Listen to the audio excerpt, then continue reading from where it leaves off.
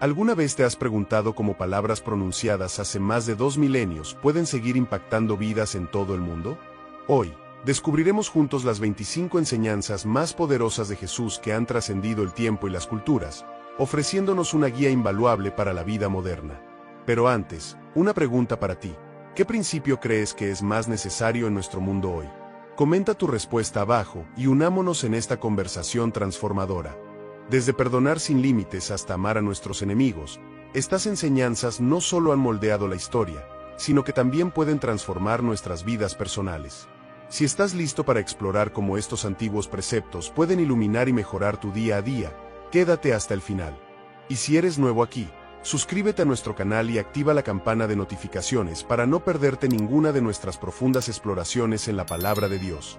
Ama a tu prójimo como a ti mismo.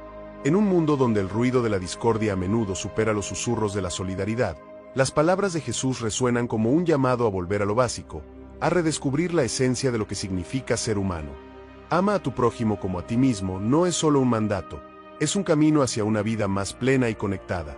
Imagínate por un momento caminando por una calle concurrida, viendo rostros de todas las edades, de todas las culturas.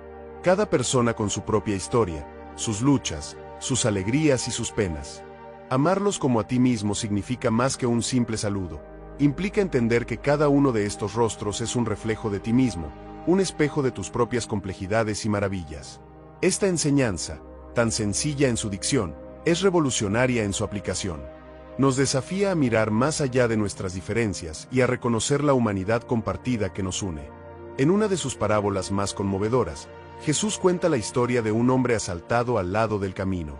Mientras otros pasaban de largo, un samaritano, considerado un extranjero y un enemigo, se detiene para ayudar. El acto del samaritano no fue meramente un gesto de caridad, fue un acto de profundo reconocimiento humano. No vio a un extraño en el suelo, vio a un hermano, un reflejo de sí mismo, digno de compasión y cuidado. Este momento encapsula la esencia de amar a tu prójimo, ver en el otro, no un otro, sino uno mismo. ¿Cómo podemos practicar esta enseñanza en nuestra vida diaria? Comienza con los pequeños gestos, una sonrisa, una palabra amable, un momento para escuchar. Cada acto de bondad es un hilo que teje la tela de nuestra comunidad humana más fuerte y más unida. En un mundo que a menudo valora lo superficial, esta enseñanza nos invita a profundizar. Nos anima a preguntarnos, ¿cómo puedo ser un vecino, un amigo, un hermano o una hermana mejor? No se trata solo de grandes gestos, es la suma de innumerables pequeños momentos de bondad y comprensión.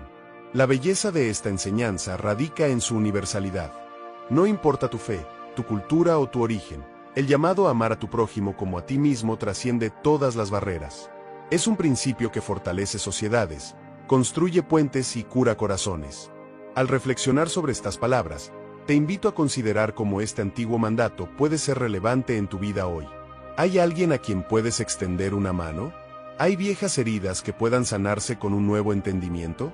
Cada paso que damos hacia nuestros prójimos es un paso hacia una versión más completa de nosotros mismos. Así, mientras seguimos nuestro camino, recordemos que cada persona que encontramos lleva consigo la luz de lo divino, la posibilidad de conexión y la promesa de un mundo más compasivo. Amar a tu prójimo como a ti mismo no es solo una lección de hace 2000 años, es la llave para desbloquear el potencial más profundo de la humanidad hoy. Te animo a llevar esta enseñanza contigo, a dejar que ilumine tus acciones y relaciones. Mira a tu alrededor, reconoce a tu prójimo en cada rostro y recuerda que en el corazón de la vida, estamos profundamente conectados por hilos invisibles de mutua humanidad. En este reconocimiento, encontramos no solo la forma de vivir juntos, sino la forma de prosperar juntos. Perdona a otros, no 7 veces, sino 70 veces 7. En el tapiz de las relaciones humanas, a menudo nos encontramos en la encrucijada del conflicto y la confrontación. Es en estos momentos cuando las palabras de Jesús nos invitan a considerar no solo la magnitud del perdón, sino también su infinita capacidad para sanar y restaurar. Perdona a otros, no 7 veces, sino 70 veces 7. Esta cifra no es literal, sino una metáfora de la infinitud, un llamado a perdonar más allá de lo que podemos contar. Piensa en un momento cuando el perdón te liberó de la carga del resentimiento. Tal vez fue un amigo que falló en cumplir una promesa, o un familiar que olvidó un compromiso importante. En esos momentos, La decisión de perdonar puede transformar completamente el curso de una relación. El perdón es como la lluvia que cae sobre tierra seca, brindando nueva vida y nuevas posibilidades donde antes solo había desolación. Jesús compartió la parábola del siervo despiadado, que, después de ser perdonado por una deuda enorme, se negó a perdonar una pequeña deuda de otro. Esta historia, contada en Mateo, capítulo 18, versículos 21 al 35, nos muestra un espejo de nuestras propias vidas. ¿Cuántas veces retenemos el perdón, incluso cuando hemos sido perdonados mucho más nosotros mismos? Perdonar 70 veces 7 es un viaje que desafía nuestra naturaleza humana. Cada acto de perdón es un paso hacia un yo más compasivo y empático. Es reconocer que todos estamos en un proceso de aprendizaje y crecimiento, y que cada uno de nosotros necesita gracia y espacio para evolucionar. Imagina un mundo donde cada pequeño agravio es respondido con paciencia y comprensión. Un mundo donde las comunidades se construyen sobre los cimientos del perdón mutuo. Ese mundo empieza contigo y conmigo, en nuestras casas, en nuestros lugares de trabajo, en nuestras interacciones diarias. El perdón no significa olvidar o ignorar el dolor que otros pueden haber causado. Más bien, es un acto de liberación personal, una decisión de no permitir que ese dolor defina o destruya nuestro propio ser interior. Es, en esencia, la elección de amar en lugar de odiar, de construir en lugar de destruir. En la práctica del perdón, encontramos también la paz. Es una paz que no viene de la ausencia de conflicto, sino de nuestra capacidad de enfrentar y transformar ese conflicto de maneras que enaltecen y restauran. Perdonar es, por lo tanto, uno de los actos más valientes y poderosos que una persona puede realizar. Este camino hacia el perdón es personal y a menudo difícil. Requiere de nosotros una honestidad brutal y una vulnerabilidad asombrosa. Pero cada paso en este camino no solo nos cambia a nosotros, sino que tiene el potencial de cambiar a todos los que nos rodean. Así que hoy, te invito a reflexionar sobre aquellos momentos en los que podrías extender tu perdón. Piensa en las libertades que este acto podría desbloquear, no solo para otros, sino para ti mismo. ¿Qué relaciones podrían ser sanadas? ¿Qué paz podrías encontrar? En nuestras manos está el poder de transformar nuestras vidas y nuestro mundo con actos de perdón. No solo una, ni 7, ni 20 veces, sino incontables veces, en la búsqueda de un entendimiento más profundo y una compasión más amplia. Este es el desafío que Jesús nos presenta, y es una invitación a vivir de manera más plena y libre. La parábola del buen samaritano. En un mundo a menudo dividido por líneas invisibles de prejuicio y miedo, la parábola del buen samaritano nos ofrece una visión radicalmente diferente. Jesús contó esta historia en respuesta a una pregunta que le hicieron sobre cómo heredar la vida eterna y quién es realmente nuestro prójimo. Es una narrativa que desafía las barreras sociales y nos enseña el verdadero significado de la compasión. La historia comienza con un hombre que viaja de Jerusalén a Jericó, un camino conocido por sus peligros. Este hombre cae en manos de ladrones que no solo le roban, sino que lo dejan medio muerto al lado del camino. Es una escena que despierta compasión inmediata, pero también plantea una pregunta: ¿quién se detendrá a ayudar?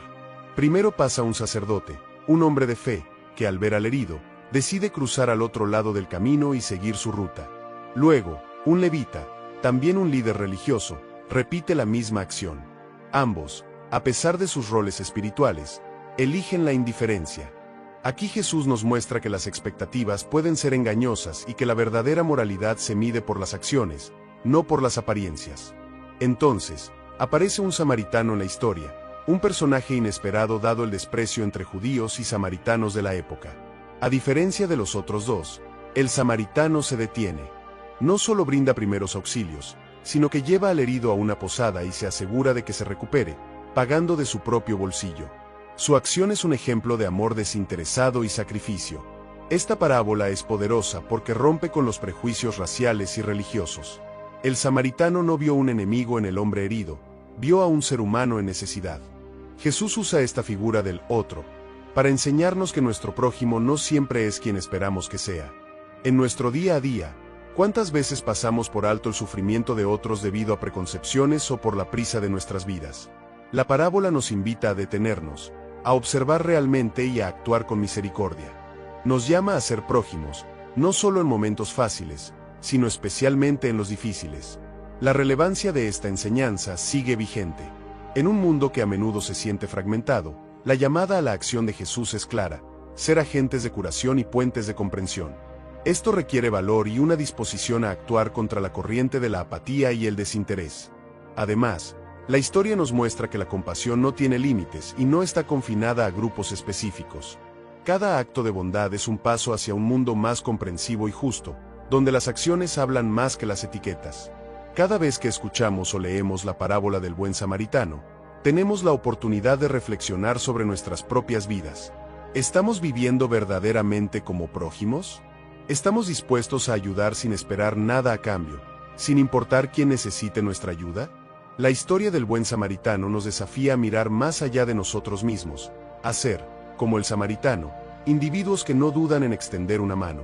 En este acto de entrega y servicio se encuentra la esencia de lo que Jesús enseñó: amar al prójimo, no solo con palabras, sino con hechos concretos y significativos. Jesús y la mujer sorprendida en adulterio: el que esté libre de pecado, que tire la primera piedra. En una de las escenas más conmovedoras y reveladoras del Nuevo Testamento, nos encontramos con Jesús en medio de un dilema moral que no solo pone a prueba su sabiduría, sino que también ilustra su compasión inquebrantable. La historia se desarrolla en el templo, donde Jesús enseña a la multitud. De repente, los escribas y fariseos traen ante él a una mujer sorprendida en adulterio, intentando atraparlo en sus propias palabras y ponerlo en un dilema legal y ético. Los acusadores citan la ley de Moisés, según la cual la mujer debería ser apedreada. Esperan con ansias que Jesús haga un movimiento en falso. Si dice que no la apedreen, parecería que contradice la ley. Si accede, su mensaje de misericordia y perdón quedaría en entredicho. Jesús, sin embargo, responde de una manera que nadie anticipa. En lugar de confrontar directamente la legalidad o la moralidad del acto, Jesús se inclina y escribe con el dedo en la tierra. Aunque lo que escribió permanece un misterio, su acción da tiempo para que la tensión disminuya y para que todos reflexionen sobre la situación. Al levantarse, emite un desafío simple pero profundo: el que esté libre de pecado, que tire la primera piedra. Esta respuesta no solo desafía a los acusadores, sino que invita a cada persona presente a examinar su propia vida. Uno por uno, comenzando por los más viejos hasta los más jóvenes, los acusadores se retiran, dejando a la mujer sola con Jesús. En este momento, Jesús se convierte no solo en su defensor, sino en un espejo de la conciencia de la multitud. Al final, Jesús se dirige a la mujer, no con condena, sino con una pregunta simple: mujer, ¿dónde están los que te acusaban? Ninguno te condenó. Cuando ella responde que ninguno lo hizo, Jesús dice: tampoco yo te condeno. Anda, y no peques más. En estas palabras, Jesús no solo respeta la dignidad de la mujer, sino que también le ofrece una segunda oportunidad, un nuevo comienzo. Esta interacción es un poderoso recordatorio de la centralidad del perdón y la misericordia en el mensaje de Jesús. En lugar de adherirse estrictamente a la letra de la ley, Jesús pone énfasis en la compasión, en entender las circunstancias del individuo y en la posibilidad de redención. En nuestra sociedad actual, donde el juicio y la crítica son rápidos y a menudo despiadados, esta historia nos desafía a pensar dos veces antes de juzgar a los demás. Nos enseña sobre la importancia de la empatía y el entender que todos tenemos fallas y todos merecemos compasión. Cada uno de nosotros puede tomar esta lección como un llamado a actuar con más gentileza y comprensión hacia los demás. En cada interacción, tenemos la oportunidad de ser un reflejo del amor y la misericordia que Jesús demostró, eligiendo el perdón sobre el castigo, la esperanza sobre la desesperación. La historia de Jesús y la mujer sorprendida en adulterio resuena a través de los siglos no solo como un testamento de su sabiduría y compasión, sino como un desafío perpetuo para todos nosotros. Nos invita a mirar más allá de nuestras primeras impresiones y a buscar formas de apoyar la restauración en lugar de la ruina. En un mundo ansioso por arrojar piedras, seamos los que primero buscan entender y perdonar. Al hacerlo, no solo transformamos las vidas de aquellos a nuestro alrededor, sino que nos acercamos un poco más al ideal de comunidad y comprensión que Jesús enseñó con su vida. Ama a tus enemigos y ora por quienes te persiguen. En una de las enseñanzas más contraintuitivas y revolucionarias, Jesús desafía a sus seguidores a amar a sus enemigos y orar por aquellos que les persiguen. Esta instrucción, que encuentra su lugar en el Sermón del Monte, no solo subvierte las expectativas comunes de retribución, sino que establece un estándar de amor y perdón radicalmente elevado. Imagina por un momento cómo se sentiría enfrentar a alguien que te ha hecho daño, no con ira o venganza, sino con compasión y oración. No es una tarea fácil. Va contra nuestra naturaleza humana que a menudo clama por justicia en términos de ojo por ojo. Sin embargo, Jesús nos invita a ver más allá de nuestra respuesta instintiva y a considerar una forma de amor que trasciende las circunstancias ordinarias. Amar a los enemigos significa reconocer su humanidad, la misma humanidad que compartimos, a pesar de nuestras diferencias y conflictos. Significa ver más allá de sus acciones, entendiendo que cada persona es más que lo peor que ha hecho. Al orar por quienes nos persiguen, abrimos la puerta no solo a su potencial transformación, sino también a la nuestra propia. Este enfoque transformador tiene el poder de cambiar dinámicas enteras de conflicto. Cuando respondemos al odio con amor, al prejuicio con comprensión, estamos sembrando semillas de paz que pueden crecer y eventualmente romper ciclos de animosidad y venganza. Este es el poder del amor incondicional que Jesús predicó y practicó. Considera el impacto de tales acciones en tu propia vida. Cuando eliges amar a aquellos que te desafían, reduces el poder que su negatividad puede tener sobre ti. Más aún, al orar por alguien, cambias tu propio corazón y perspectiva hacia esa persona.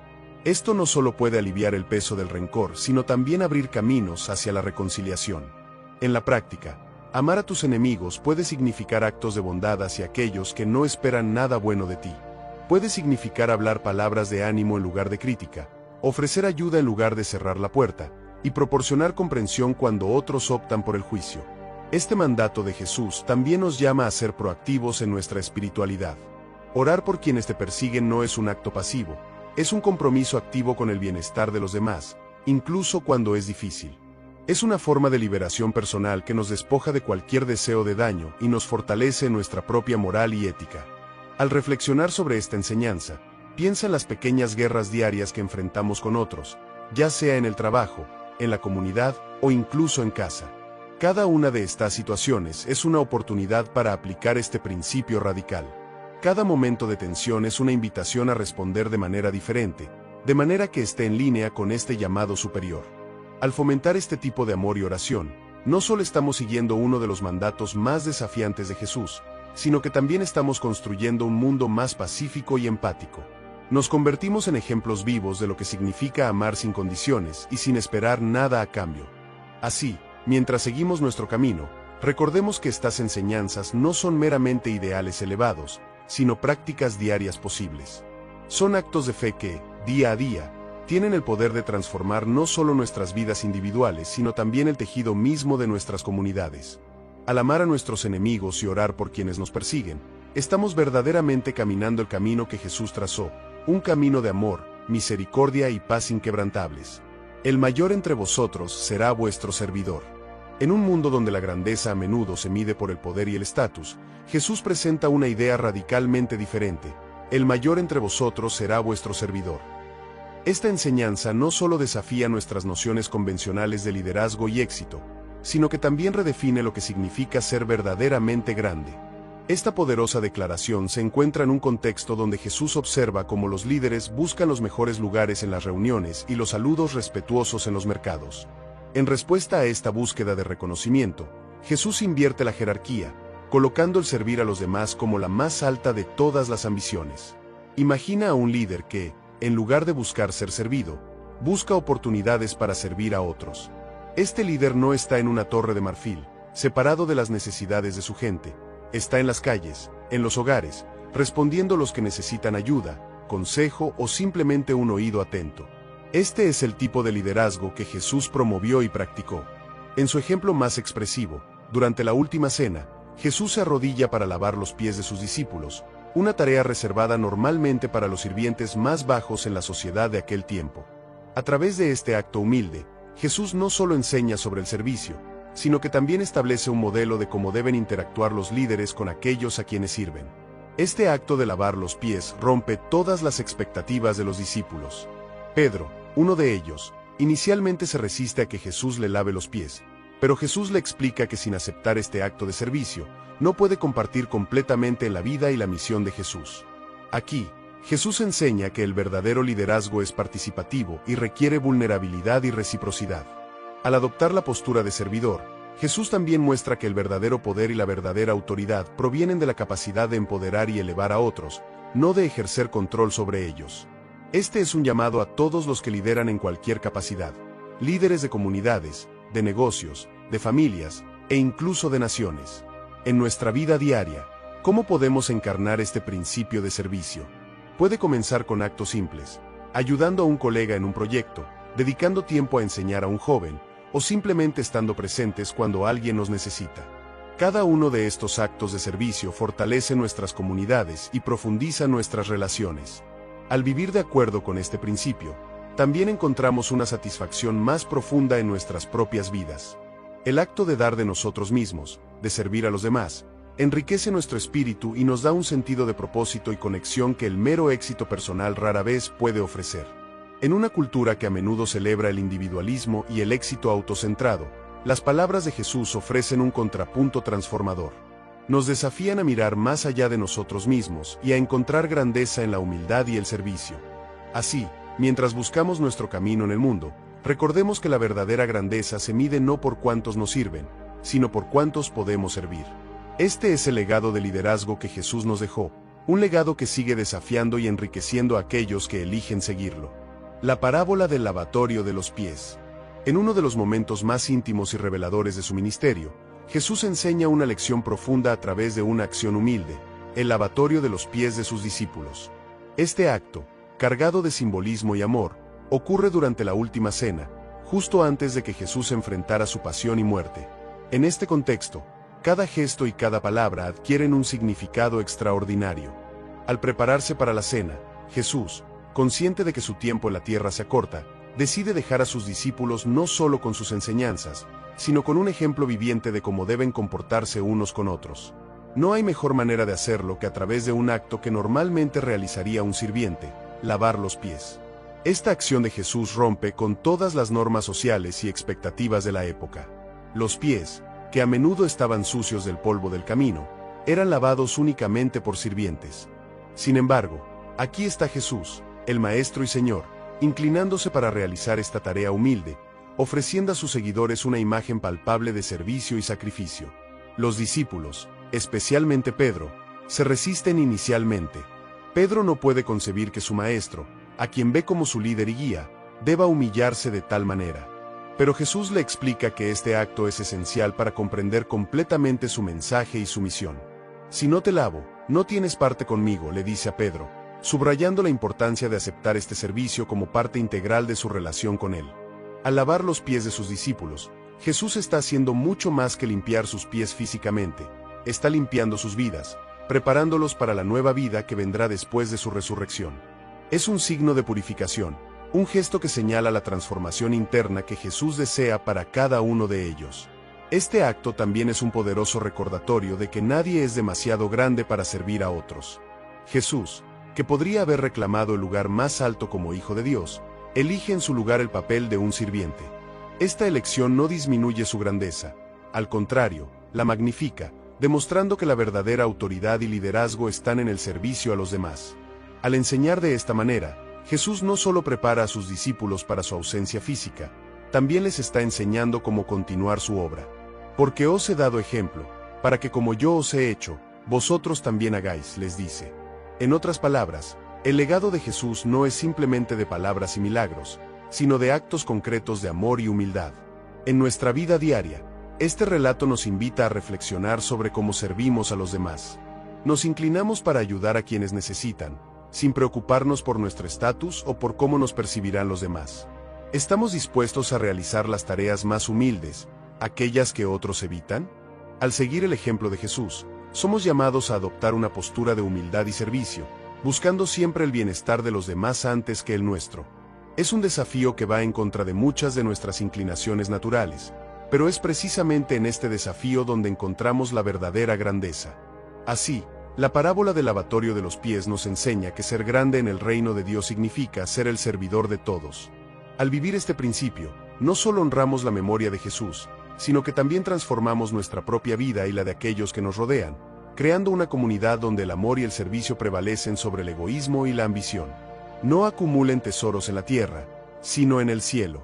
En una de sus enseñanzas más profundas sobre la verdadera riqueza, Jesús nos invita a considerar dónde estamos invirtiendo nuestros recursos más valiosos. No acumulen tesoros en la tierra, sino en el cielo, nos dice, señalando una verdad que trasciende el tiempo y la cultura. Este consejo no solo desafía nuestra comprensión habitual de la riqueza y el éxito, sino que también nos orienta hacia una forma de vivir que valora lo eterno sobre lo temporal. La advertencia de Jesús surge de la observación de que los tesoros terrenales son vulnerables. Pueden ser destruidos por la polilla o la corrosión, o robados por ladrones. En contraste, los tesoros que acumulamos en el cielo son inmunes a la decadencia y al robo. Estos tesoros, sin embargo, no son de oro o plata, sino de amor, bondad y justicia, valores que tienen una duración y un impacto que perdura más allá de nuestra existencia terrenal. Al alentar a sus oyentes a invertir en el cielo, Jesús está pidiendo un cambio radical de perspectiva. No está promoviendo la negligencia de las necesidades terrenales, sino recordándonos que nuestra principal prioridad debería ser buscar un impacto duradero y significativo. Esto implica cultivar relaciones, servir a los demás y vivir de acuerdo con principios éticos que reflejen los valores del reino de Dios. En un mundo donde la acumulación de riqueza y bienes materiales a menudo domina nuestras ambiciones y energías, esta enseñanza puede parecer contraintuitiva, incluso radical. Sin embargo, ofrece una liberación de la ansiedad que acompaña a la búsqueda de seguridad material. Jesús nos asegura que al centrar nuestra atención en el reino de Dios y su justicia, nuestras necesidades esenciales serán atendidas. Esta perspectiva no solo cambia cómo vemos el dinero y los recursos, sino que también afecta profundamente cómo interactuamos con los demás. Cuando nuestro foco se desplaza de acumular bienes a impactar vidas, nuestras relaciones se enriquecen. Nos volvemos menos propensos a valorar a las personas por lo que tienen y más por lo que son. Además, al vivir de esta manera, damos un testimonio poderoso al mundo sobre qué es lo que realmente valoramos. Nuestras decisiones y acciones se convierten en reflejos visibles de nuestras creencias más profundas. Nos convertimos en faros de esperanza y puntos de luz en una cultura a menudo consumida por la competencia y la acumulación. Esta enseñanza de Jesús también nos proporciona una paz interior, sabiendo que estamos invirtiendo en algo que no solo nos beneficia personalmente, sino que también tiene el potencial de beneficiar a otros. Esta paz proviene de la comprensión de que estamos alineando nuestra vida con un propósito eterno y divino. Cada acto de generosidad y cada momento de servicio son ejemplos de cómo podemos acumular tesoros en el cielo. Cada vez que elegimos la generosidad en lugar de la avaricia, la paz en lugar del conflicto, o la justicia en lugar de la indiferencia, estamos depositando en nuestra cuenta celestial. Así que mientras continuamos en nuestros viajes diarios, consideremos qué tesoros estamos acumulando. ¿Están nuestros esfuerzos y recursos dirigidos hacia cosas que tienen un valor duradero y eterno? ¿Estamos invirtiendo en el bienestar de otros y en la propagación del amor y la justicia? Al recordar y aplicar la enseñanza de Jesús, no acumulen tesoros en la tierra, sino en el cielo, podemos comenzar a vivir de manera que no solo cambie nuestra vida, sino que también tenga un impacto positivo en el mundo que nos rodea. La parábola del fariseo y el publicano. En uno de sus relatos más penetrantes sobre la humildad y la autenticidad en la vida espiritual, Jesús nos presenta la parábola del fariseo y el publicano. Este breve pero poderoso mensaje revela profundidades sobre cómo Dios ve nuestras actitudes y acciones, contrastando dos figuras muy diferentes durante su momento de oración. La escena se desarrolla en el templo, un lugar sagrado donde personas de todas las esferas de la sociedad venían a conectarse con lo divino. Entre ellos, un fariseo y un publicano, el primero considerado un pilar de la rectitud religiosa y el segundo, visto como un pecador y un paria debido a su profesión de recaudador de impuestos para los romanos. El fariseo se pone de pie y ora consigo mismo de una manera que más bien parece un recital de sus propias virtudes. Enumera sus ayunos, su riguroso diezmo y su adherencia a la ley, comparándose favorablemente con otros a quienes considera moralmente inferiores. Su oración, saturada de autoelogio, revela un corazón lleno de orgullo y autosatisfacción. Por contraste, el publicano se mantiene a distancia, ni siquiera se atreve a levantar la vista al cielo. Golpeándose el pecho, un gesto de profundo arrepentimiento y dolor en la cultura de la época, simplemente ora: Dios, ten misericordia de mí, pecador. Su oración es corta, pero en ella hay una sinceridad y una humildad que falta completamente en las palabras del fariseo. Jesús concluye la parábola con una afirmación sorprendente: es el publicano, y no el fariseo, quien regresa a casa justificado ante Dios. Con esto, Jesús no solo subvierte las expectativas de sus oyentes sobre quien es considerado justo, sino que también establece un principio poderoso sobre la gracia divina y la humildad. Esta parábola nos enseña que la verdadera rectitud no se mide por la observancia externa de rituales o por la comparación con los demás. En cambio, se trata de la condición del corazón, de la capacidad de reconocer nuestra propia necesidad de misericordia y de aproximarnos a Dios con autenticidad. En nuestras propias vidas, es fácil caer en la trampa del fariseo. Podemos encontrar consuelo en compararnos con los demás, en enumerar nuestras buenas obras o en mantener una imagen de rectitud.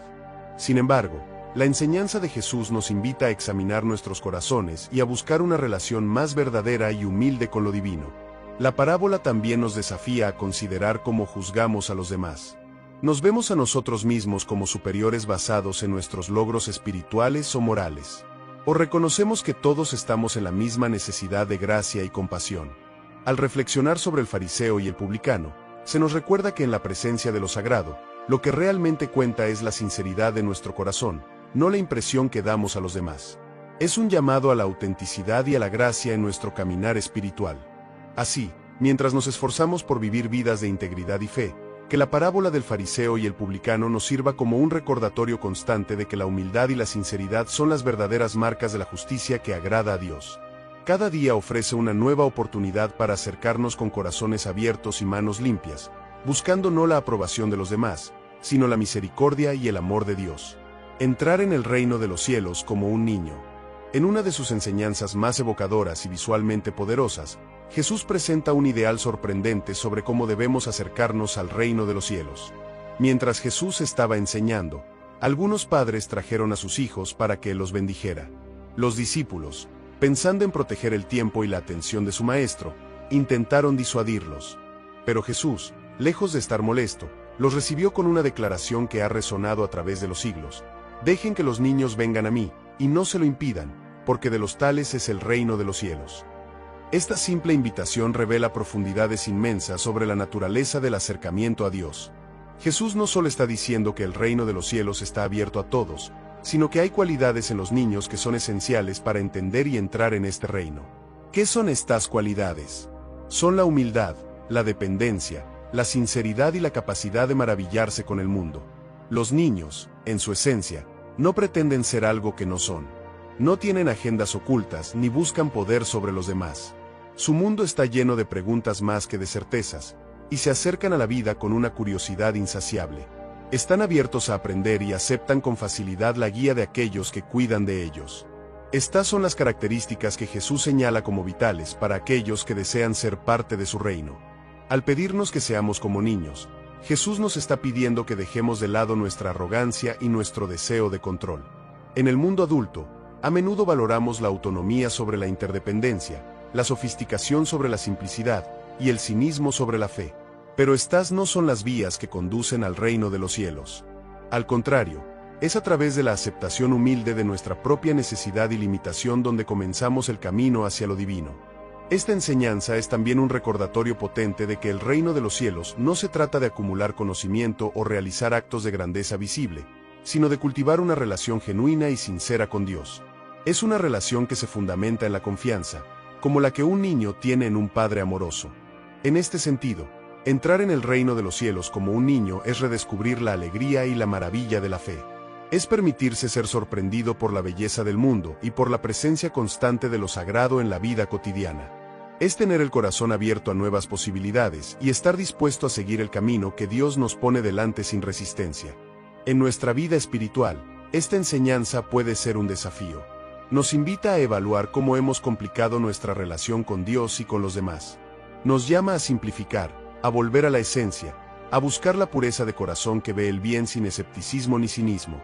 Jesús, al abrazar a los niños y ponerlos como ejemplo, no solo estaba enseñando a sus discípulos y a la multitud, sino que estaba modelando un tipo de liderazgo y autoridad que no se basa en la fuerza sino en la vulnerabilidad y la apertura. Era un liderazgo que invita a todos a cambiar, a revertir sus expectativas y a adoptar una nueva forma de ser. Por lo tanto, al considerar nuestras propias vidas y nuestra aproximación al espiritualismo o la religión, la invitación de Jesús es clara. Nos llama a despojarnos de las complicaciones y a acercarnos a Dios con la misma confianza y apertura que un niño tiene hacia aquellos que ama y respeta. Esto es lo que significa entrar en el reino de los cielos, y es un viaje que rejuvenece el alma y renueva el espíritu. Así, mientras seguimos adelante, que la imagen de Jesús bendiciendo a los niños nos inspire a buscar esa pureza, esa sinceridad y esa dependencia en nuestra caminata espiritual. La fe del tamaño de un grano de mostaza puede mover montañas. En una de sus enseñanzas más inspiradoras y visualmente impactantes, Jesús utiliza la imagen de un diminuto grano de mostaza para ilustrar el poder inmenso de la fe. Si tuvieran fe del tamaño de un grano de mostaza, les dice a sus discípulos, podrían decirle a esta montaña, muévete de aquí para allá, y se movería. Nada le sería imposible. Esta metáfora no solo captura la imaginación, sino que también desafía nuestra comprensión de lo que es posible. Al usar el grano de mostaza, el más pequeño de todas las semillas cultivadas en aquellos tiempos, Jesús enseña que no es la cantidad de nuestra fe lo que cuenta, sino la calidad y la sinceridad de esa fe, por pequeña que sea.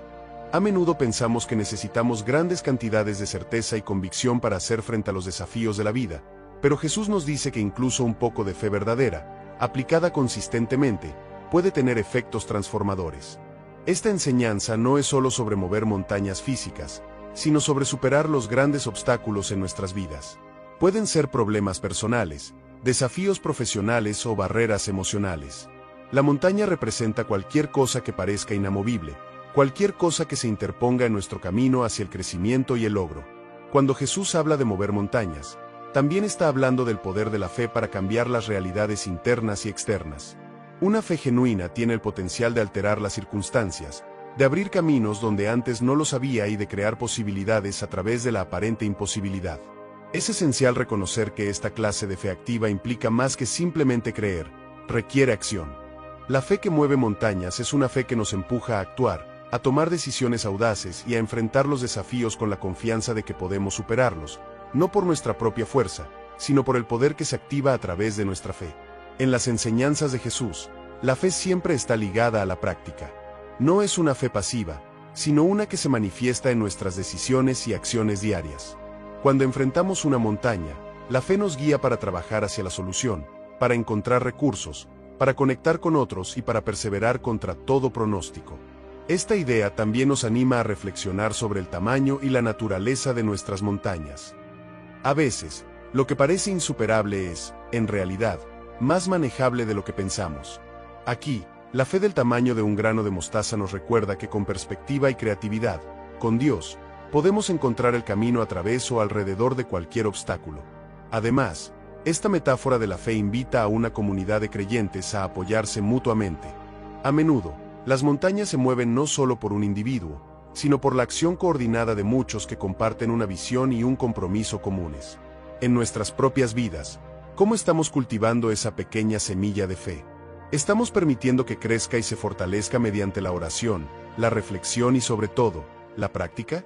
¿Cómo estamos usando nuestra fe para impactar no solo nuestras vidas, sino también las de aquellos que nos rodean? Jesús nos enseña que no importa lo pequeña que sea nuestra fe inicialmente, lo que realmente importa es que la pongamos en acción. Que este grano de mostaza de fe sea el comienzo de grandes cambios y hazañas en nuestras vidas, demostrando que, con fe, realmente nada es imposible. No te preocupes por el mañana. En uno de sus discursos más reconfortantes y profundos, Jesús aborda una preocupación universal, la ansiedad sobre el futuro.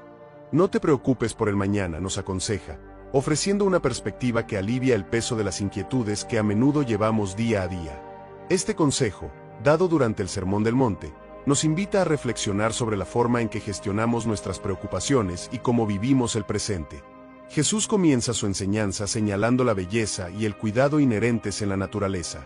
Observa cómo los lirios del campo crecen sin esforzarse ni trabajar, y cómo los pájaros del cielo son alimentados sin almacenar provisiones en graneros. A través de estas observaciones, Jesús destaca un principio fundamental. Si la naturaleza recibe el cuidado de Dios sin preocupación, cuanto más cuidará Dios de nosotros, sus criaturas que considera infinitamente más valiosas. Esta enseñanza no es una invitación a la irresponsabilidad o a la pasividad, sino más bien un llamado a confiar profundamente en que nuestras necesidades serán atendidas. Jesús nos alienta a priorizar nuestras vidas de manera que lo primero sea nuestra relación con Dios y su justicia, asegurándonos que, al hacerlo, todo lo demás nos será dado por añadidura. Este enfoque cambia radicalmente la manera en que enfrentamos nuestros días. En lugar de consumirnos por lo que está por venir, podemos concentrarnos en vivir plenamente el momento presente, en ser productivos, caritativos y presentes en las vidas de quienes nos rodean. Jesús nos asegura que cada día trae sus propios desafíos, y que preocuparse excesivamente por el futuro solo sirve para aumentar nuestra carga, no para aliviarla. En nuestras vidas modernas, rodeados de constantes estímulos y presiones, la invitación a no preocuparnos por el mañana puede parecer casi contracultural. Sin embargo, Jesús nos recuerda que hay un equilibrio entre la preparación prudente y la preocupación paralizante. Al adoptar la enseñanza de Jesús, podemos encontrar una paz que el mundo no puede ofrecer, una paz que no se basa en la seguridad de nuestras circunstancias, sino en la confianza en la provisión y la presencia de Dios. Este tipo de paz nos permite enfrentar lo desconocido no con temor, sino con la certeza de que no estamos solos, de que somos cuidados y de que nuestra vida tiene un propósito más allá de lo que podemos planificar o entender. Además, al vivir sin la ansiedad por el mañana, podemos ser más receptivos a las oportunidades que se presentan para hacer el bien hoy. Podemos ser más atentos a las necesidades de los demás, más dispuestos a actuar con generosidad y compasión, porque no estamos agobiados por el peso de lo que aún no ha ocurrido. Jesús nos invita a mirar nuestra vida a través de un lente de fe y no de miedo. A medida que cambiamos nuestra perspectiva, comenzamos a ver que muchas de nuestras preocupaciones son manejables y que muchas de las cosas que tememos nunca llegan a materializarse. Por lo tanto, no te preocupes por el mañana no es solo un consejo para la tranquilidad personal, sino también un principio transformador que puede influir en cómo interactuamos con nuestro entorno y con las personas en nuestras vidas. Así, al enfrentar cada nuevo día, recordemos las palabras de Jesús y busquemos vivir de manera que reflejemos una confianza profunda en el cuidado providencial de Dios. En hacerlo, no solo encontraremos descanso para nuestras propias almas, sino que también seremos faros de paz y seguridad en un mundo a menudo consumido por la preocupación y el temor. Jesús calma la tormenta. En uno de los episodios más dramáticos y reveladores de los Evangelios, encontramos a Jesús y sus discípulos enfrentando una gran tormenta en el mar de Galilea. Este relato no solo muestra el poder sobrenatural de Jesús sobre los elementos de la naturaleza, sino que también sirve como una metáfora poderosa para las tormentas que enfrentamos en nuestras propias vidas. La historia comienza con Jesús invitando a sus discípulos a cruzar al otro lado del lago. Mientras navegaban, Jesús, agotado por las labores del día, se queda dormido en la popa del barco. De repente, una feroz tormenta se levanta, con vientos que azotan y olas que golpean la embarcación hasta el punto de comenzar a llenarla de agua. Los discípulos, muchos de los cuales eran pescadores experimentados y conocedores del mar, se aterrorizan. En su pánico, los discípulos despiertan a Jesús, clamando por su ayuda. Su pregunta, «Maestro, ¿no te importa que perezcamos?», es un eco de nuestras propias dudas y temores cuando nos enfrentamos a crisis abrumadoras. ¿No se preocupa Dios por nuestras luchas? ¿Está consciente de nuestro sufrimiento? Jesús responde no con palabras, sino con acción. Se levanta y reprende al viento y dice al mar, «Silencio, cálmate». Inmediatamente, el viento se detiene y hay una gran calma. Luego, se vuelve a sus discípulos con una pregunta que es tanto un reproche como una invitación a la reflexión. ¿Por qué tienen miedo? ¿Todavía no tienen fe? Esta pregunta resuena a través de los siglos hasta nosotros hoy. Jesús no solo está cuestionando la fe de sus discípulos en ese momento crítico, sino también nuestra fe cuando enfrentamos nuestras propias tormentas. La calma que Él trae es un testimonio de su señorío sobre todas las cosas, invitándonos a confiar en Él, no solo cuando el mar está tranquilo, sino también en medio de la tempestad más violenta. El contraste entre la calma de Jesús y el pánico de los discípulos destaca una enseñanza crucial. La paz que ofrece Jesús no es simplemente la ausencia de problemas, sino una paz que perdura a pesar de las circunstancias. Es una paz que se basa no en nuestras habilidades para manejar las situaciones, sino en nuestra relación con el que tiene poder sobre todas las cosas. Este relato también nos enseña sobre la soberanía de Dios. A menudo, como los discípulos, tenemos nuestra propia percepción de cómo y cuándo Dios debería actuar en nuestras vidas. Sin embargo, la respuesta de Jesús a la tormenta nos recuerda que su tiempo y método son perfectos, aunque a menudo no coincidan con nuestros deseos o expectativas. Además, Jesús calmando la tormenta es un recordatorio de que no estamos solos en nuestras luchas. Así como Jesús estaba en el barco con los discípulos, Él está con nosotros en nuestras dificultades, listo para darnos fuerza y guiarnos a través de ellas. Su presencia es una constante, incluso cuando parece estar dormido o ausente ante nuestros ojos ansiosos. Esta historia culmina con los discípulos maravillados, preguntándose entre ellos quién era este, que incluso el viento y el mar le obedecen. Es una revelación de la divinidad de Jesús, reafirmando que el maestro con quien viajaban no era un mero humano, sino el creador y señor de todo. Así, cuando las tormentas de la vida nos azoten, Recordemos que el Maestro del mar está con nosotros en el barco. Su poder para calmar la tormenta externa es grande, pero su capacidad para apaciguar nuestros corazones temerosos es incluso más profunda y transformadora. Confiemos en Él, sabiendo que con cada desafío viene una oportunidad para ver su poder y su paz manifestados en nuestras vidas. La parábola del sembrador. En uno de sus relatos más ricos en simbolismo y enseñanza, Jesús comparte con una gran multitud la parábola del sembrador. A través de esta sencilla historia sobre agricultura, revela profundas verdades sobre cómo recibimos y respondemos a la palabra de Dios. Esta parábola no solo captura la atención de su audiencia original, sino que continúa hablándonos hoy con un mensaje vibrante y desafiante. El sembrador de la historia sale a sembrar sus semillas, y en su tarea, las semillas caen en diferentes tipos de terreno. Algunas caen al borde del camino, donde no tienen tierra para echar raíces y rápidamente son comidas por los pájaros. Otras caen en terreno rocoso, donde brotan rápido debido a la poca profundidad de la tierra, pero se marchitan bajo el sol porque no tienen raíz. Otras semillas caen entre espinos, que crecen junto con ellas y eventualmente las ahogan, impidiendo que produzcan fruto. Finalmente, algunas semillas caen en buena tierra, donde crecen y producen una cosecha abundante. Cada tipo de suelo en la parábola representa una respuesta diferente a la palabra de Dios. El camino duro simboliza a aquellos que escuchan la palabra, pero no la comprenden, permitiendo que las fuerzas del mal la arrebaten rápidamente. El terreno rocoso representa a aquellos que reciben la palabra con alegría, pero cuyas raíces son superficiales. Cuando vienen las dificultades, su fe se marchita rápidamente. Los espinos, por otro lado, son una metáfora de las preocupaciones de la vida y el engaño de la riqueza que ahogan la palabra, impidiendo que aquellos que la escuchan produzcan fruto. Finalmente, la buena tierra es aquella que escucha la palabra, la comprende y produce una cosecha generosa, que puede ser hasta 100 veces mayor que lo que fue sembrado. Esta parábola no es solo una lección sobre agricultura o sobre la escucha pasiva, es un llamado a la acción. Nos invita a examinar el tipo de terreno que ofrecemos a la palabra. Somos como el camino, la roca, los espinos o la buena tierra. Nos desafía a ser receptores activos de la palabra, permitiéndola tomar raíz en nuestras vidas y transformarnos. La historia también refleja la generosidad del sembrador, que esparce semillas por todas partes, independientemente del tipo de suelo. Esto nos muestra la generosidad de Dios, quien ofrece su palabra a todos, sin distinción. El sembrador sabe que no toda semilla echará raíz, pero eso no lo detiene. Su esperanza y su labor persisten, igual que la paciencia y la persistencia de Dios con nosotros. Además, es un recordatorio de que el crecimiento espiritual y la producción de frutos son procesos a largo plazo que requieren paciencia, dedicación y cuidado constante. En nuestras propias vidas, podemos encontrarnos a veces desalentados por los resultados aparentemente pequeños de nuestros esfuerzos. Sin embargo, esta parábola nos asegura que el impacto de una vida vivida en fidelidad a la palabra de Dios puede ser extraordinariamente abundante, mucho más allá de lo que nuestras expectativas limitadas pueden prever. Cada vez que compartimos la palabra, ya sea a través de nuestras palabras o de nuestras acciones, estamos sembrando semillas. Algunas caerán en terrenos no receptivos, pero otras encontrarán buena tierra y crecerán de maneras que no podemos anticipar.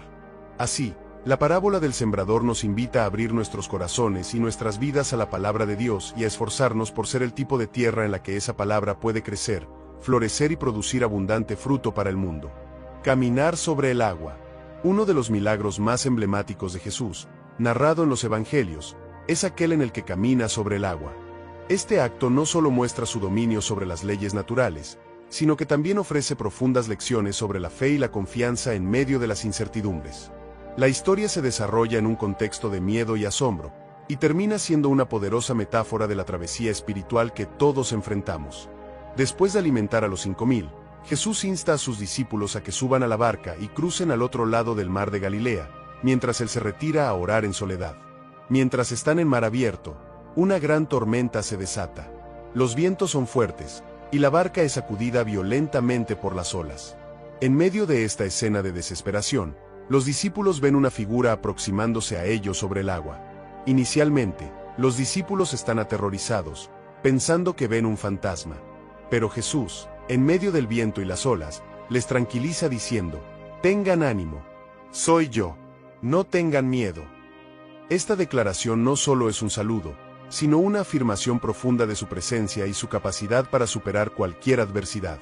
Pedro, impulsado por una mezcla de fe y temor, le pide a Jesús que le permita ir hacia él sobre el agua. Jesús simplemente responde, ven. Pedro, en un acto de audacia, baja de la barca y comienza a caminar sobre el agua. Sin embargo, en cuanto siente la fuerza del viento, el miedo lo supera, comienza a hundirse y clama, Señor, sálvame. La reacción de Jesús es inmediata, extiende su mano y atrapa a Pedro. Hombre de poca fe, le dice, ¿por qué dudaste? A través de esta interacción, Jesús no solo salva a Pedro, sino que también señala un mensaje esencial sobre la naturaleza de la fe, que debe persistir a pesar de las circunstancias amenazantes. Este milagro no es solo una demostración de poder, sino una ilustración de que la presencia de Jesús es capaz de llevar calma y dirección incluso en el caos más abrumador. Su capacidad para caminar sobre el agua es un signo de su autoridad sobre todas las cosas, incluidas aquellas que parecen imposibles o insuperables para nosotros. La lección para los discípulos, y para nosotros, es clara. La fe nos permite hacer cosas extraordinarias, pero el miedo y la duda pueden hundirnos. Pedro logra caminar sobre el agua no por su propia capacidad, sino por su confianza en Jesús. Cuando esa confianza flaquea, se encuentra en peligro. Sin embargo, incluso en su duda, Jesús está ahí para salvarlo. Este relato también nos enseña sobre la importancia de mantener nuestra mirada fija en Jesús. Cuando Pedro mira alrededor y ve el viento, se asusta y empieza a hundirse. Es un poderoso recordatorio de que cuando nos centramos en nuestros problemas en lugar de en quien pueda ayudarnos a superarlos, perdemos nuestra capacidad de caminar sobre las aguas de nuestras propias vidas. Además, la historia muestra que Jesús no solo camina sobre el agua para asombrar a sus discípulos, sino para llegar a ellos en su momento de necesidad. Su camino sobre el mar no es un simple acto de triunfo sobre la física, sino un acto de amor, llegando hacia aquellos que lo necesitan. Así, la próxima vez que nos encontremos en medio de nuestras propias tormentas, recordemos el ejemplo de Jesús y de Pedro. Aunque a menudo es más fácil decirlo que hacerlo, mantener la fe en medio de la adversidad puede permitirnos experimentar lo milagroso en nuestras vidas. Jesús nos invita a caminar hacia Él, por encima de las incertidumbres y temores, confiando en su poder y presencia para sostenernos. La parábola del Hijo Pródigo. La parábola del Hijo Pródigo, contada por Jesús, es una de las historias más emotivas y enseñanzas más profundas sobre el perdón y la reconciliación. En ella, se narran las vicisitudes de un joven que decide abandonar el hogar familiar para vivir una vida de desenfreno, solo para darse cuenta más tarde de su error y regresar, esperando poco más que la misericordia de ser tratado como un sirviente. La historia comienza con el hijo menor, quien pide a su padre la parte de la herencia que le correspondería al morir este. Sorprendentemente, el padre accede y divide sus bienes entre sus dos hijos. No mucho después, el hijo menor empaca todo y se marcha a un país lejano, donde malgasta su fortuna en una vida de libertinaje. A medida que el dinero se agota, una gran hambruna asola la región, y el hijo se encuentra en desesperada necesidad. En su miseria, acepta el único trabajo que encuentra, cuidar cerdos, una ocupación despreciada en la cultura judía. Hambriento y solo, finalmente llega al punto más bajo cuando codicia la comida de los cerdos, un momento que marca el inicio de su reflexión y cambio. ¿Cuántos jornaleros de mi padre tienen comida de sobra, y yo aquí me muero de hambre?, se pregunta. Decidido, resuelve volver a casa y pedir perdón a su padre, esperando ser tratado no como hijo, sino como uno de los jornaleros. Así, emprende el camino de regreso, rearcingando su discurso de arrepentimiento. Sin embargo, la reacción de su padre es inesperada. Apenas lo ve a lo lejos, el padre corre hacia él, lo abraza y lo besa, interrumpiendo la confesión del hijo con muestras de alegría y perdón.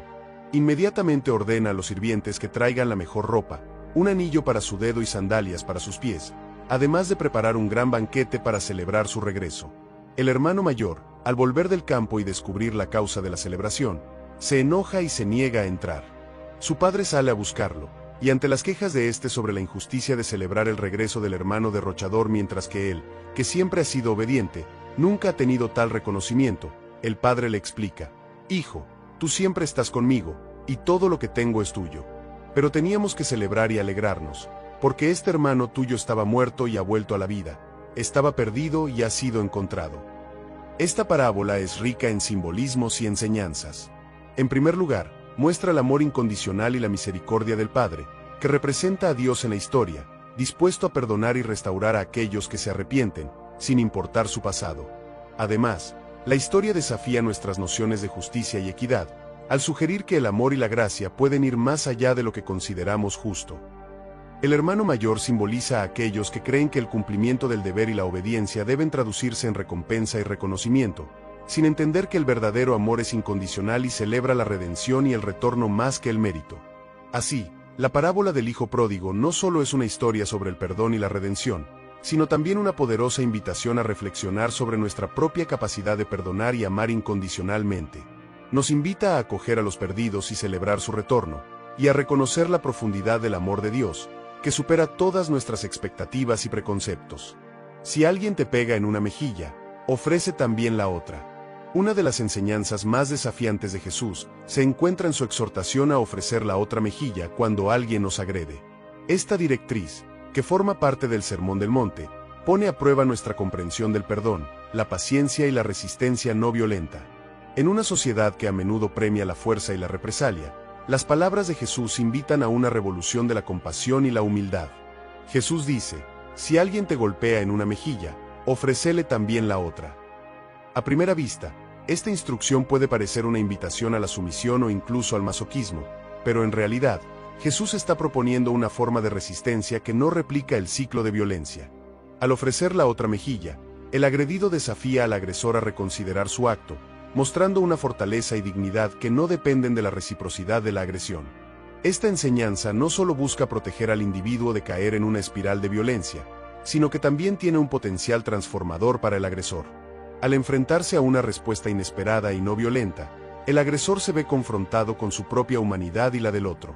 Este momento puede provocar reflexión, y en el mejor de los casos, arrepentimiento. Implementar este principio en la vida real requiere una gran fuerza interior y autocontrol. Significa que debemos buscar maneras de responder a la injusticia no con venganza, sino con acciones que afirmen la dignidad propia y la del otro. Esto no implica pasividad, al contrario, es una forma activa de subvertir las expectativas y transformar potencialmente una situación negativa. La relevancia de esta enseñanza es vasta y puede aplicarse en múltiples contextos, desde interacciones personales hasta conflictos sociales o políticos. La historia nos ha mostrado que los movimientos basados en principios de no violencia, como los liderados por Mahatma Gandhi o Martin Luther King Jr., pueden tener un impacto profundo y duradero en la sociedad. Además, ofrecer la otra mejilla también implica un profundo sentido de seguridad en nuestra propia identidad y valor. No depende de la aprobación o el comportamiento de los demás, sino de un compromiso con nuestros propios principios y creencias. Esta actitud nos libera de la necesidad de reaccionar de manera hostil y nos permite actuar desde un lugar de paz y estabilidad. Es importante reconocer que esta enseñanza no anula la necesidad de justicia o de tomar acciones para proteger a los inocentes y detener el mal. Más bien, nos desafía a reconsiderar cómo respondemos al mal de manera que no perpetuemos ciclos de dolor y retribución. En un mundo donde la respuesta instintiva a menudo incluye la agresión, ya sea en palabras o hechos, Jesús nos invita a romper ese ciclo con un acto de valentía moral que puede parecer contraintuitivo. Nos llama a hacer luz en medio de la oscuridad, ofreciendo un ejemplo de cómo se puede responder al mal con bien. Practicar este precepto puede comenzar en las situaciones cotidianas, donde, en lugar de responder con irritación o enojo, elegimos responder con paciencia y comprensión. Cada pequeño acto de no violencia contribuye a una cultura de paz y tolerancia. En resumen, ofrecer la otra mejilla no es una invitación a la debilidad, sino una estrategia revolucionaria para transformar el conflicto y cultivar una comunidad basada en el respeto mutuo y la dignidad humana. Es una llamada a vivir de manera radical y transformadora, siguiendo el ejemplo de Jesús, quien encarnó la resistencia pacífica hasta el extremo en su propia vida y muerte. La parábola del sirviente despiadado. En una de sus enseñanzas más impactantes sobre el perdón, Jesús relata la parábola del sirviente despiadado, que ilustra la importancia de perdonar a los demás como nosotros hemos sido perdonados. Esta parábola, rica en drama y moral, nos confronta con nuestras propias actitudes hacia la misericordia y la justicia. La historia comienza cuando un rey decide ajustar cuentas con sus sirvientes. Uno de ellos le debe una cantidad astronómica de dinero, equivalente a varios millones de dólares en términos actuales. Incapaz de pagar, el sirviente se arroja a los pies del rey, suplicando paciencia y prometiendo pagar toda la deuda. Movido por la compasión, el rey no solo le concede más tiempo, sino que decide cancelar completamente la deuda, liberando al sirviente de su carga financiera. La parábola toma un giro sorprendente cuando este mismo sirviente, apenas liberado de su deuda, encuentra a un compañero que le debe una cantidad mucho menor, insignificante en comparación con lo que él debía al rey. En lugar de extender la misma compasión que recibió, el sirviente agarra a su compañero por el cuello y exige el pago inmediato. A pesar de los ruegos de su compañero, que ecoan sus propias súplicas anteriores al rey, el sirviente despiadado lo hace encarcelar hasta que pueda pagar la deuda. La noticia de estos eventos llega rápidamente al rey, quien, enojado por la hipocresía y crueldad del sirviente a quien había perdonado, lo manda llamar. El rey condena su falta de misericordia, diciéndole que debería haber tenido compasión de su compañero así como él tuvo compasión de él. En consecuencia, el rey revierte su decisión inicial y envía al sirviente despiadado a la prisión, hasta que pueda pagar toda la deuda original. Esta parábola resalta un principio fundamental del reino de Dios, la reciprocidad del perdón. Jesús concluye la historia diciendo que así tratará nuestro Padre Celestial a cada uno que no perdone a su hermano de todo corazón. Esta enseñanza no solo enfatiza la importancia del perdón, sino también las consecuencias de no perdonar. El mensaje es claro y desafiante. Se nos llama a perdonar a los demás, no porque sea fácil, sino porque hemos sido perdonados de mucho más por Dios. La parábola nos desafía a reflexionar sobre cómo gestionamos el perdón en nuestras propias vidas, especialmente cuando se trata de ofensas menores en comparación con la gracia que nosotros mismos hemos recibido.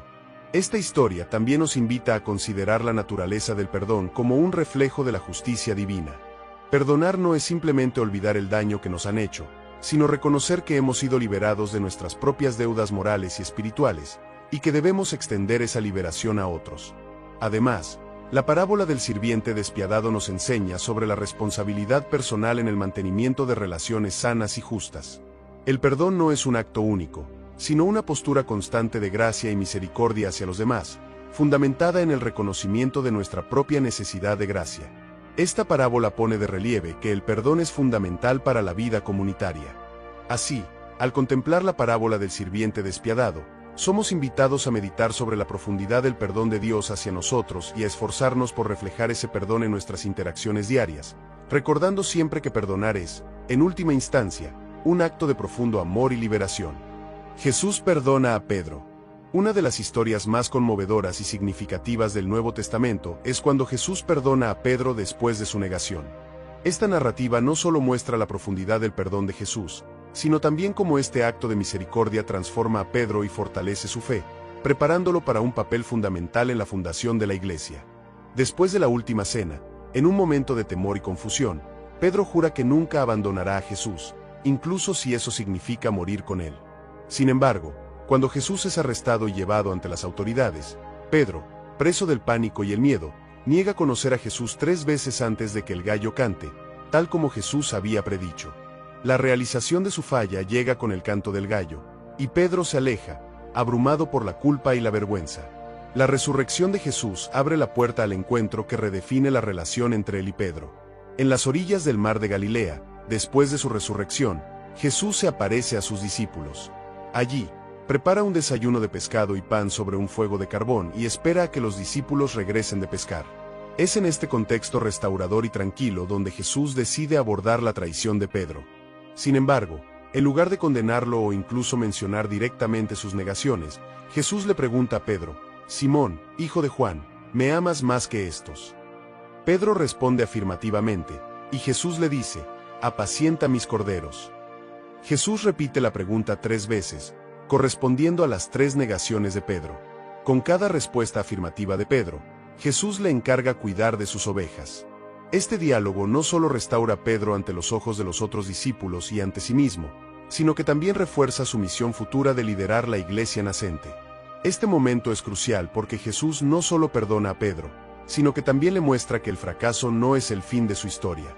Jesús usa el arrepentimiento y la renovación de Pedro para prepararlo para las responsabilidades que vendrán. Este acto de perdón es un poderoso testimonio del amor incondicional de Jesús y de su confianza en la capacidad de cambio y crecimiento personal.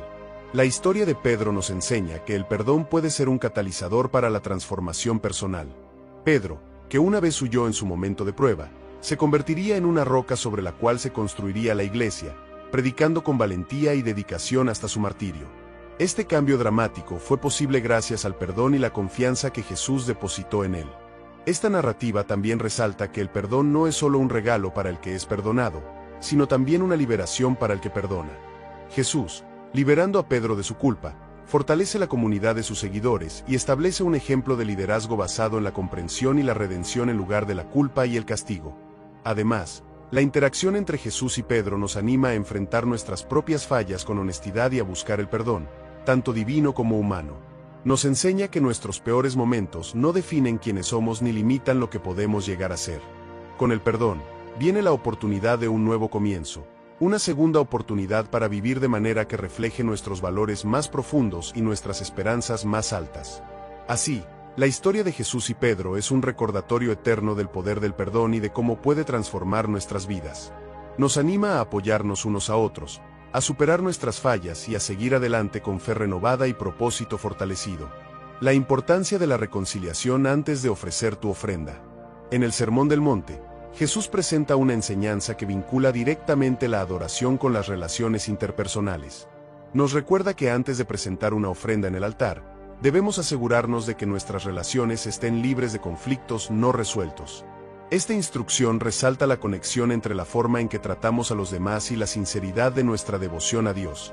La enseñanza comienza con Jesús instruyendo a sus seguidores. Si estás presentando tu ofrenda en el altar y allí te acuerdas de que tu hermano tiene algo contra ti, deja tu ofrenda allí, delante del altar.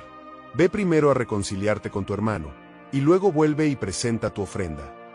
Este mandamiento es profundo porque sitúa la reconciliación como una prioridad incluso sobre el acto de adoración. Lo notable de esta instrucción es que pone la responsabilidad en el individuo que ofrece la ofrenda, independientemente de quien haya iniciado el conflicto. Esto implica que la pureza de nuestro corazón en la adoración es inseparable de nuestras acciones y actitudes hacia los demás. En otras palabras, no podemos separar nuestra relación con Dios de nuestras relaciones con las personas a nuestro alrededor. Este enfoque refleja una verdad central del mensaje de Jesús, que el amor a Dios y el amor al prójimo están profundamente entrelazados. La reconciliación no es solo un buen gesto hacia otra persona, sino una parte esencial de vivir auténticamente nuestra fe.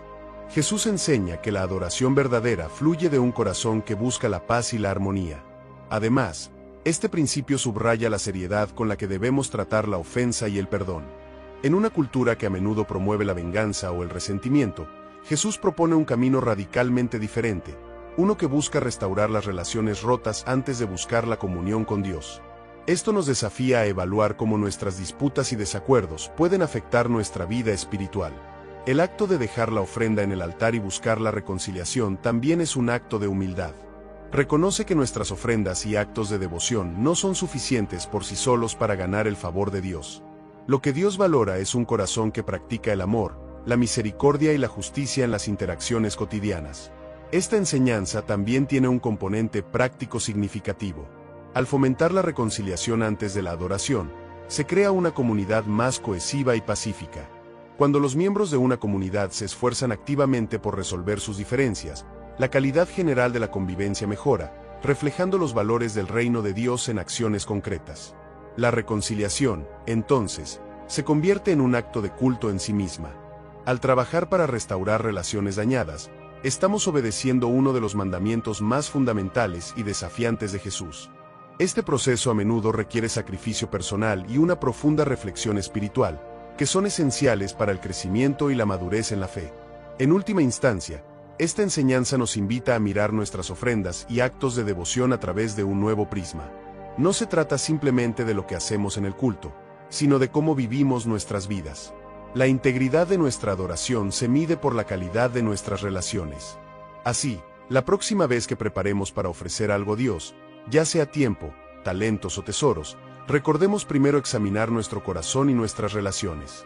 La verdadera adoración comienza con un corazón reconciliado, tanto con Dios como con nuestros hermanos y hermanas, y se manifiesta en una vida que refleja el amor y la compasión de Cristo. Bienaventurados los pacificadores. En el Sermón del Monte, Jesús presenta una serie de declaraciones que comienzan con bienaventurados, conocidas como las bienaventuranzas. Cada una ofrece una visión del reino de Dios y del tipo de vida que es bendecida y honrada por Él. Entre estas poderosas afirmaciones, encontramos, bienaventurados los pacificadores, porque serán llamados hijos de Dios. Esta bienaventuranza no solo exalta la paz, sino que también eleva a aquellos que activamente la promueven. Los pacificadores son aquellos que no solo viven en paz, sino que también se esfuerzan por crear paz en su entorno. Este llamado va más allá de evitar conflictos. Se trata de participar activamente en la resolución de disputas, en la reconciliación entre partes enfrentadas y en la promoción de la justicia, que es la base de la verdadera paz. Esta bienaventuranza destaca que ser un pacificador es una característica de los hijos de Dios. En otras palabras, los que trabajan por la paz reflejan el carácter de Dios mismo, quien es el autor supremo de la paz. Al promover la paz, los pacificadores no solo actúan conforme a la voluntad divina, sino que también se asemejan más a su Creador en su comportamiento y acciones. La paz que Jesús describe no es una simple ausencia de conflicto. Es una paz profunda y transformadora que busca restaurar relaciones, construir puentes donde hay divisiones y fomentar la comprensión donde hay desacuerdo. Este tipo de paz requiere valentía, sabiduría y a menudo sacrificio personal. En un mundo marcado por guerras, divisiones y luchas de poder, la llamada a ser pacificadores es tanto urgente como desafiante. Los pacificadores a menudo se encuentran en medio de situaciones tensas y hostiles, donde deben actuar con diplomacia y tacto para desarmar situaciones volátiles y fomentar un entendimiento mutuo. Además, ser un pacificador también implica enfrentar injusticias. No se trata simplemente de calmar los ánimos, sino de abordar las causas fundamentales de los conflictos, como la injusticia, la desigualdad y la opresión. Los verdaderos pacificadores buscan crear sistemas y estructuras que promuevan la paz duradera, no solo acuerdos temporales que oculten problemas subyacentes. Jesús mismo demostró lo que significa ser un pacificador.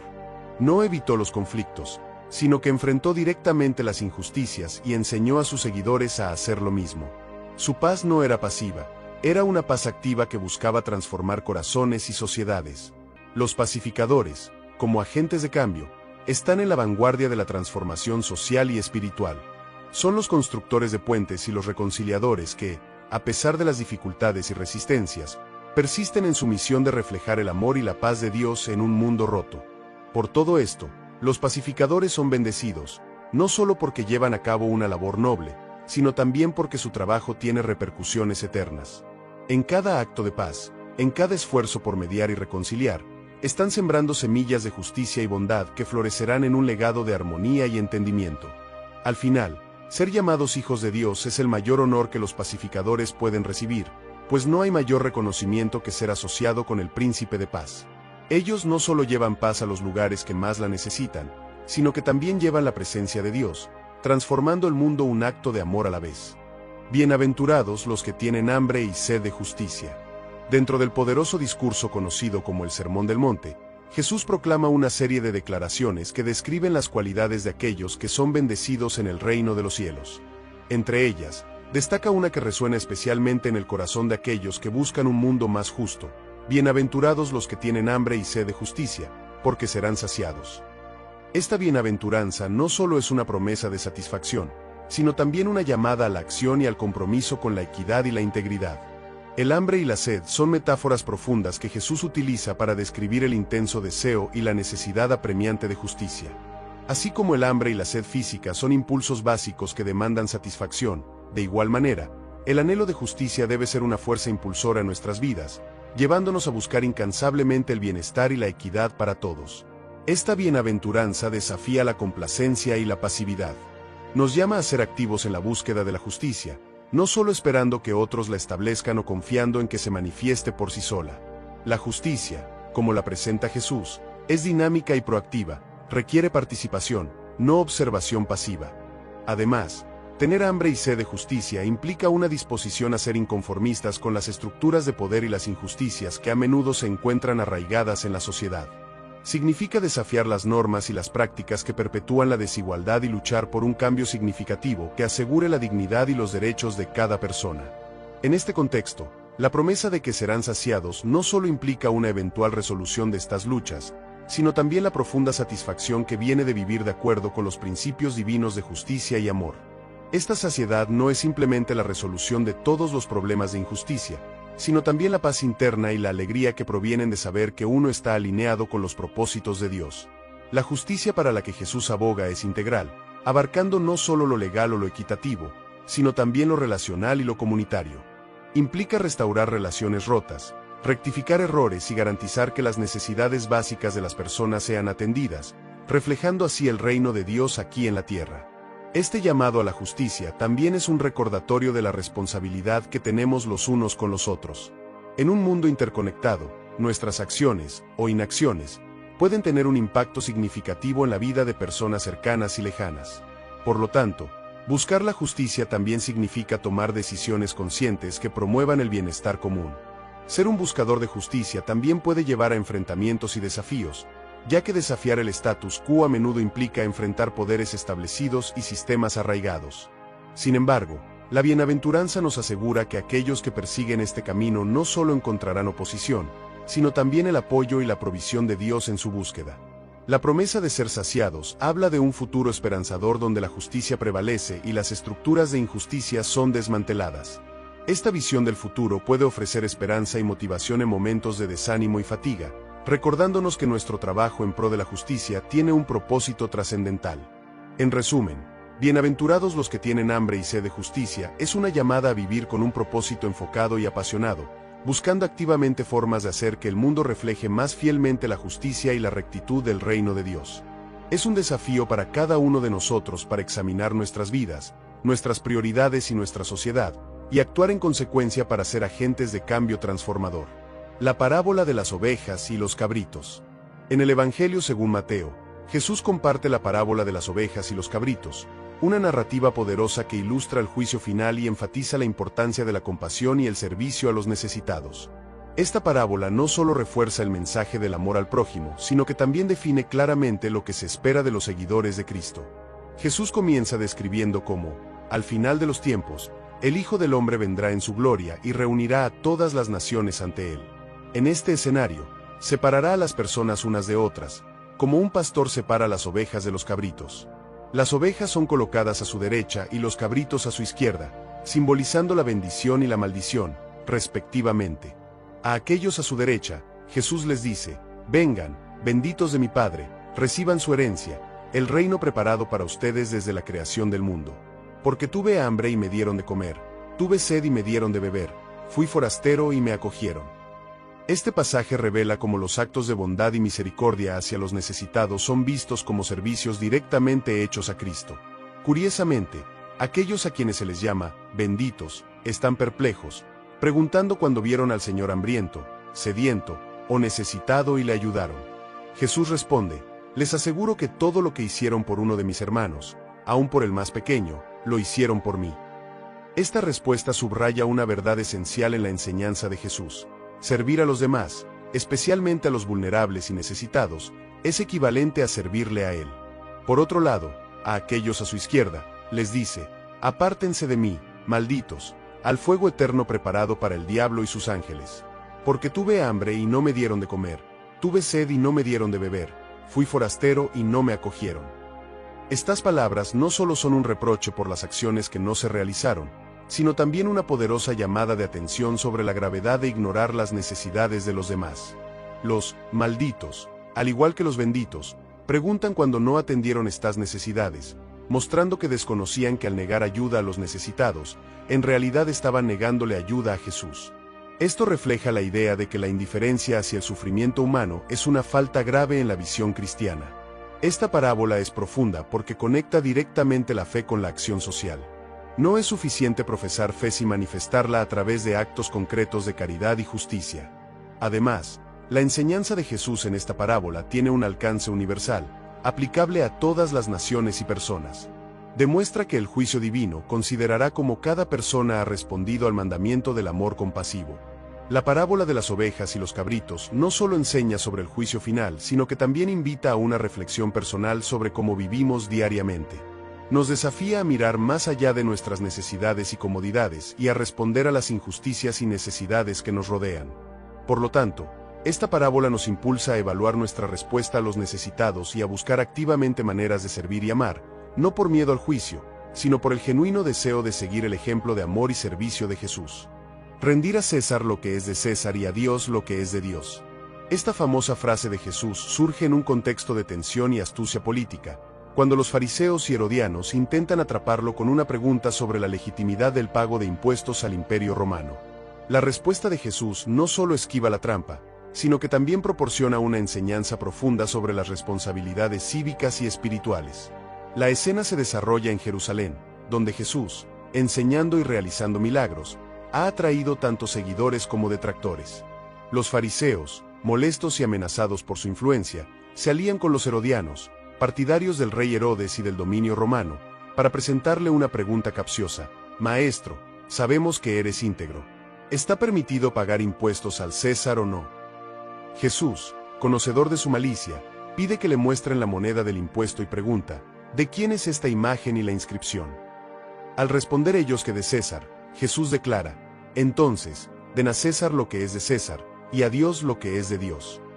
Esta respuesta no solo desarma a sus oponentes, sino que también establece un principio importante sobre la relación entre las obligaciones terrenales y las espirituales. Lo notable de esta enseñanza es que Jesús reconoce la autoridad del gobierno establecido, implicando que cumplir con las obligaciones civiles, como pagar impuestos, es necesario. Sin embargo, su afirmación va más allá de la política, incitando a sus oyentes a considerar qué cosas pertenecen verdaderamente a Dios. Esta distinción subraya que mientras algunas de nuestras responsabilidades pueden ser hacia las autoridades terrenales, nuestras obligaciones más profundas son hacia Dios. El desafío está en discernir correctamente lo que debemos a cada uno, sin confundir las demandas temporales con nuestros compromisos eternos. La imagen y la inscripción en la moneda simbolizan el poder y la autoridad de César, sugiriendo que lo que lleva la imagen de alguien le pertenece. Extendiendo esta lógica, como seres creados a imagen de Dios, nosotros mismos y todo lo que somos pertenecemos a Dios, elevando nuestra entrega espiritual por encima de todas las demás lealtades. Esta enseñanza invita a los seguidores de Jesús a vivir con una dualidad de lealtad, participar plenamente en la sociedad, cumpliendo con las leyes y responsabilidades cívicas, mientras se mantiene una devoción primordial a los valores y mandamientos divinos. No se trata de retirarse del mundo, sino de interactuar con él de una manera que refleje los principios del reino de Dios. Además, la frase de Jesús enfatiza la soberanía de Dios sobre todas las cosas, incluidos los reinos y poderes terrenales. En su respuesta, Jesús no descarta la autoridad del gobierno, pero sí coloca la autoridad de Dios por encima de todo, recordándonos que ningún poder terrenal debe usurpar nuestro principal deber y lealtad a Dios. El equilibrio que Jesús propone es especialmente relevante en tiempos de tensiones políticas y sociales. Nos enseña que, aunque debemos respetar y obedecer a las autoridades gubernamentales, nuestro compromiso último y nuestras decisiones más importantes deben estar guiadas por nuestra fe y nuestros valores espirituales. Así, rendir a César lo que es de César y a Dios lo que es de Dios continúa siendo una guía para los cristianos sobre cómo navegar las complejidades de la vida en sociedad. Nos alienta a ser ciudadanos responsables y a la vez fieles devotos, usando nuestra vida y recursos no solo para cumplir con deberes terrenales, sino para honrar y glorificar a Dios en todo lo que hacemos. La parábola de los trabajadores en la viña. En el Evangelio según Mateo, Jesús narra una intrigante parábola que desafía nuestras nociones convencionales de justicia y equidad laboral, la parábola de los trabajadores en la viña. Esta historia no solo refleja el generoso carácter del reino de Dios, sino que también provoca una reflexión sobre cómo entendemos el valor del trabajo y la recompensa. La parábola comienza al amanecer, cuando un dueño de una viña sale a contratar trabajadores para su viñedo. Acuerda con ellos un denario por el día y los envía a trabajar. A lo largo del día, el propietario regresa al mercado varias veces, contratando más trabajadores cada vez, al mediodía, a media tarde y hasta una hora antes del cierre del día. Al final del día, el dueño de la viña instruye a su administrador que pague a los trabajadores, comenzando por los últimos en ser contratados. Aquí surge el primer giro inesperado. Todos los trabajadores reciben un denario, la misma cantidad acordada inicialmente con los primeros trabajadores, independientemente de las horas que realmente trabajaron. Los trabajadores que comenzaron al amanecer se sienten injustamente tratados. Esperaban recibir más que aquellos contratados más tarde, ya que habían soportado la carga del trabajo y el calor del día completo. Sin embargo, el dueño de la viña responde que no les ha hecho ninguna injusticia. Él les ha pagado exactamente lo que acordaron. La respuesta del dueño revela el corazón de la enseñanza. No tengo derecho a hacer lo que quiero con lo mío, o es tu ojo malo porque yo soy bueno. Con estas palabras, Jesús subraya que la generosidad del dueño no es injusta, sino un reflejo de su bondad y soberanía. Esta parábola es una poderosa ilustración del concepto de gracia. Así como el dueño de la viña decide generosamente dar el mismo salario a todos los trabajadores, independientemente de su tiempo de trabajo, Dios ofrece su gracia y salvación libremente. En el reino de Dios, las recompensas no se basan en nuestros estándares humanos de justicia o en la cantidad de trabajo espiritual que realizamos, sino en la generosidad de Dios. Además, la historia desafía nuestras ideas sobre la envidia y el mérito. Los primeros trabajadores no se quejan porque reciben menos de lo acordado, sino porque los últimos reciben tanto como ellos. Esta actitud refleja a menudo cómo los seres humanos ven los beneficios y bendiciones de otros como una forma de injusticia hacia ellos mismos, en lugar de celebrar la generosidad compartida. La parábola también nos enseña sobre la importancia de la gratitud y la humildad. En vez de comparar lo que tienen con los demás, los trabajadores estarían mejor centrados en la generosidad que recibieron. De igual manera, podemos aprender a apreciar lo que Dios nos ha dado sin compararnos con los demás. En conclusión, la parábola de los trabajadores en la viña nos invita a reflexionar sobre cómo vemos la justicia, la recompensa y la gracia. Nos anima a reconocer y aceptar la generosidad de Dios con un corazón agradecido, y a no medir su bondad con la vara de nuestra propia comprensión de equidad. Es una llamada a valorar cada bendición como un regalo inmerecido y a vivir con un espíritu de gratitud y generosidad. En este viaje a través de las poderosas enseñanzas de Jesús, hemos explorado verdades que trascienden el tiempo y las culturas, iluminando aspectos de nuestra vida diaria y nuestra espiritualidad que son fundamentales aún 2 milenios después. Desde la importancia del perdón en la parábola del Hijo Pródigo hasta el llamado a ser pacificadores en un mundo a menudo turbulento, las palabras de Jesús nos desafían a vivir con mayor profundidad, compasión y autenticidad. Cada enseñanza que hemos discutido no solo nos ofrece guía espiritual, sino también acciones prácticas que podemos implementar en nuestro día a día. Ya sea que nos enfoquemos en ser más misericordiosos, en buscar la justicia o en vivir con integridad, las enseñanzas de Jesús nos invitan a transformar no solo nuestras propias vidas, sino también las comunidades en las que vivimos. El desafío es grande, pero las recompensas de vivir de acuerdo con estos principios son aún mayores, llenando nuestras vidas de paz y propósito. Si estas reflexiones sobre las enseñanzas de Jesús te han inspirado o desafiado, te invito a compartir tus pensamientos en los comentarios. ¿Cuál de estas enseñanzas resonó más contigo? ¿Cómo puedes aplicar estos principios en tu propia vida? La conversación que generamos aquí puede ser un rico terreno para el crecimiento y la inspiración mutua, así que no dudes en participar. No olvides suscribirte al canal para no perderte ninguno de nuestros futuros videos, donde seguiremos explorando temas que enriquecen la mente y el espíritu. Y si este video te ha sido útil o inspirador, compártelo con amigos o familiares que también podrían beneficiarse de estas milenarias pero siempre actuales enseñanzas.